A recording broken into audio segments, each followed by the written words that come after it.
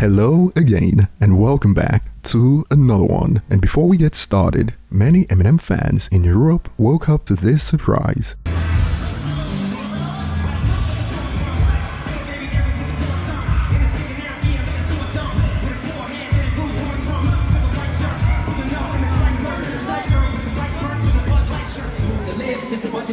Motherfuckers act like you forgot about Drake. London makes some noise for Dr. Dre and Snoop Dogg, y'all. London makes some noise for Marshall Mathers. Eminem, one of the best that ever did it. Yeah.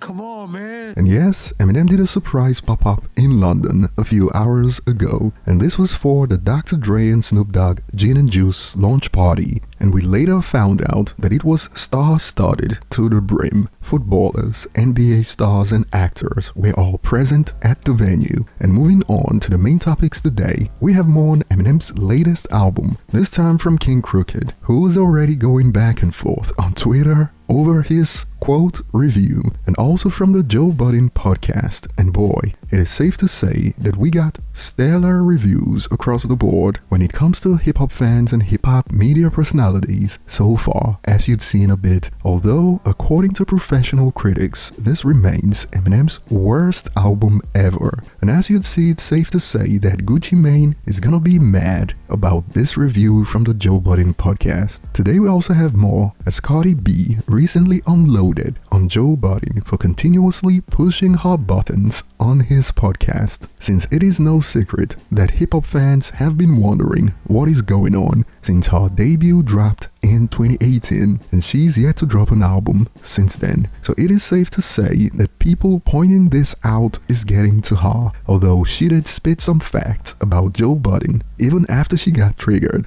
and we'll expand on this in a bit. And yes, we have more from Dr. Umar, and just like he called out Eminem in the past, Eminem, what has he done? he called out both Kendrick Lamar and Drake, inserting himself in the middle of their battle as expected. However, we got a plot twist this time around, as somehow Eminem's status in hip-hop was blamed for Rick Ross and his crew getting their bum whooped in Canada. You can't make this ish up. Somehow it was Eminem's fault that Rick Ross decided to F around and find out in Canada, and we'll expand on this later. And starting with Eminem's latest album, the early stats have started pouring in, and as expected, it debuted at #1 on global Spotify, setting a career record for Eminem in the process. Check it out. The death of Slim Shady becomes Eminem's biggest debut on Spotify weekly charts, with over 254 million streams in its debut week. And it didn't just set a record for Eminem on global Spotify, the same also happened in the United States. The death of Slim Shady becomes Eminem's biggest debut in Spotify US, with over 103.4 million streams in its first week. And now we wait to see how it performs around the world when it comes to its official first week numbers. And we will compile this for a future video coming real soon, so don't forget to subscribe if you haven't. And moving on, starting with King Crooked, he took to Twitter to share his thoughts on the album. It is good to hear my buddy Marshall rhyming at a level even higher than before, and it didn't take long for him to get attacked. Like, how dare you give M props? As a user fired back with, "Stop the cap." M's best last effort, in my opinion, his best period, was MMLP 2. After that, he's just not as focused anymore. Oh my, not. It is crazy how people will fight tooth and nail to hold on to narratives and force it on others. Even after Eminem's dropped 3 albums since Revival, they never want to let it go, to which Crook reacted, "See, this is the problem. I made no mention of which was the best effort, but MFers feel bold enough to accuse a master lyricist of capping." And clearly the signs were there that Joe Budden's people were enjoying this album, even before the footage from the podcast hit the web. For instance, Quinn's Flip already posted this on Twitter. Ayo, Eminem album is fire. Even Ice posted about this on Twitter. And starting with the whole concept of the album, check out a snippet from the Joe Budden podcast. I love it. It feels refreshing to hear the shit that he's talking about on this album, like anti-cancel culture shit. It felt good to hear him have fun with the music. It seems like everything since Recovery has been very serious or anthematic, which is cool, but I liked, and I think a lot of people that helped him rise to fame, liked all the silly shit. Like you said, the anti-cancel culture shit. I look at him when he does this as like rap's Dave Chappelle. Whereas Chappelle gets up in his comedy, and my real message is free speech. True. And in that message of free speech, I'm going to show you by talking about the things you say I probably shouldn't or can't talk about. He made a dance song for Christopher Reeves. Yeah, and made a new dance about it and everything. That's funny. That was hilarious. And had the sound.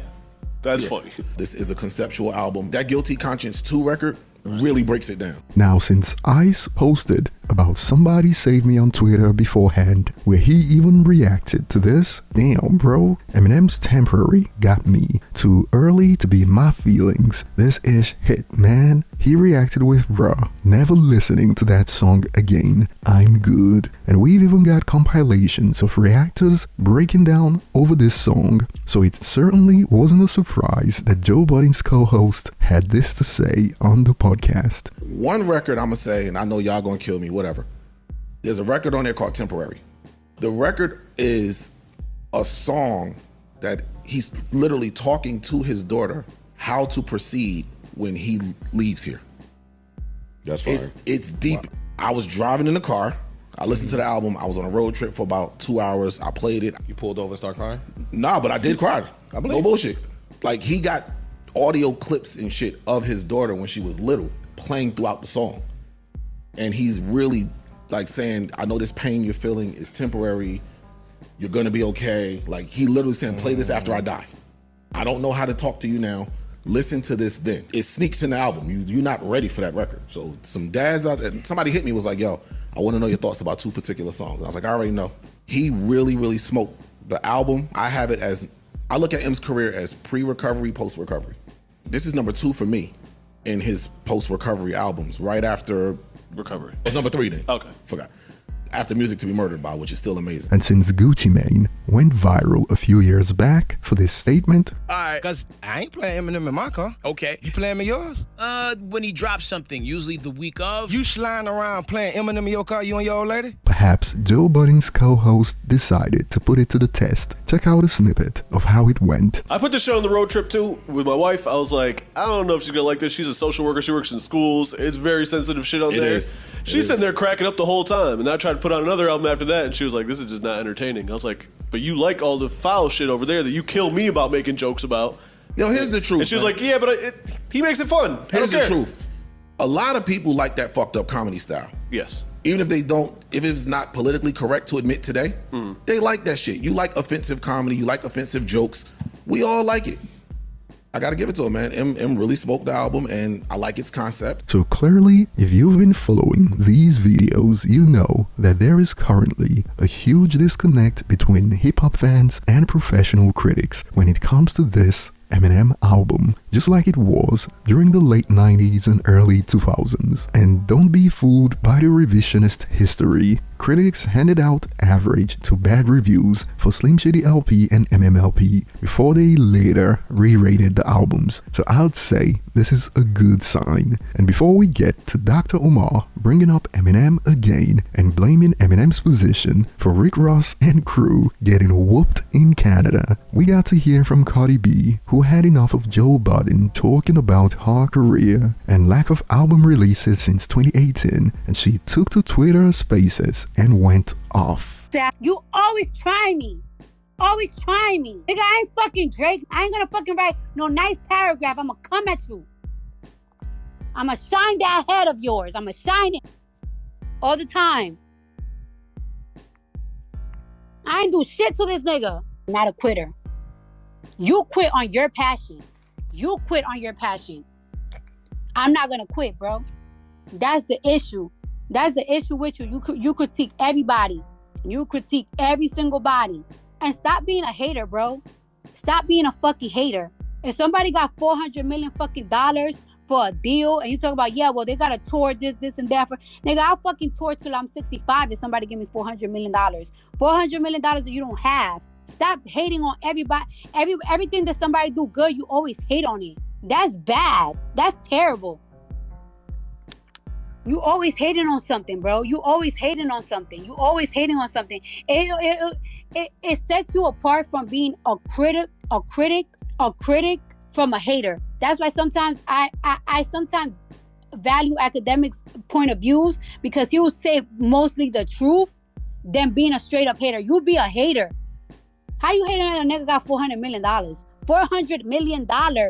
I'll tour till I'm 90, nigga. What you talking about? And Joe Budden has now vowed, I promise you and can assure you, I will not cover a single thing this girl does for the remainder of her career. Peace and love. I just wanted an album from someone whose music I love. Facepalm emoji. She cursing me smooth out like my head, but she's still hilarious. LOL. I'm going to bed. I apologize to Cardi B for whatever I did, and peace and love to all. Now, she was certainly right about one thing. Joe Budden quit his passion. The hip-hop money was drying up. He never reached his full potential and decided to pivot to podcasting. And moving on, Dr. Umar was recently on The Breakfast Club, and it is getting quite predictable as it stands, as he decided to call out Kendrick Lamar and Drake. The self-awareness continues to be zero when it comes to the doctor. Check out a snippet. But Kendrick, I need you to keep that same energy when it's time to fight against gentrification in Los Angeles, because black people are being displaced in extreme numbers in Los Angeles, Compton. Don't just bring out people together to party and to support your beef with Drake. Bring them together to protest, to march, and to organize against gentrification, because there is a Mexican bourgeoisie, white bourgeoisie clique in LA that is working together against black people, not as a group, but their elites and their leaders are clicking up and working against black people in Los Angeles County and surrounding areas to push us out the neighborhood. Black incarceration rates in California are some of the highest in the country. Kendrick Lamar, why don't we organize against that? Use those brothers, bring them back together and achieve something systematically to help our people out. Same thing go for Drake. You in Canada. Black people in Canada struggling. I got a lot of supporters in Canada. I'll be going to Canada maybe 3 months from now. But nonetheless, they're catching the same hell: miseducation, mass incarceration, gentrification, police genocide, economic apartheid. Drake, are you thinking about building a school? Drake, are you going to open up a supermarket? Same thing for Kendrick Lamar. Y'all got the money to do it. I'm not pocket watching. But don't bring those people together just to party. You got to bring us together to do something, because what you're doing is you're playing on people's emotions. Black people see Crips and Bloods coming together, piecing it up, working together, enjoying themselves with Kendrick. That was good. We need the social. We need a break. But brother, we also need political progress. We also need economic structure. We also need social progress. So don't just limit it to that. Take it to the next level. Now, before we get to how Eminem came into the conversation, Dr. Umar goes off on Drake and Kendrick Lamar, all while claiming he's not pocket watching when he's yet to open the school he's been collecting donations for roughly a decade now. Oh, the irony. And of course, he had to drag Eminem into it. And I do gotta say this on that note of the whole Eminem being the GOAT. You gotta have boundaries around your culture. When I saw Rick Ross got swung on by that Caucasian, that bothered me. Because here you have a black artist being swung on by a Caucasian who I also believe was an artist, but it was over the Drake beef. We have allowed non-Africans to get so comfortable in our culture that they would step to an artist and swing on them in the name of a beef that is all black, that ain't got nothing to do with them, and feel completely comfortable swinging on a black artist. I mean, wow. So Rick Ross went to Canada, decided to troll using a diss song that's not even his own. And remember, Rick Ross has his own Drake diss, and as a result, some Canadians decided to cash his check. And somehow it is Eminem's fault, because the hip-hop community made people like Eminem comfortable enough in hip-hop. And remember, Rick Ross was the instigator of that incident. Nothing about what was on that video said Rick Ross should have been here doing this right now. Let's say you forgot that you made Stay Scheming. You've been walking off to Not Like Us. Hey, play it. I've been irking this nigga. I want to irk him some more. Play it. Somebody in your camp got to know that this is not the place to do that, one. And two, Don't hire security if you're gonna look to jam them up. And last I checked, hands are rated E for everyone, especially when you fly into a country to taunt the locals, regardless of race. But over to you guys, share your thoughts below, thanks for watching, and see you on the next one.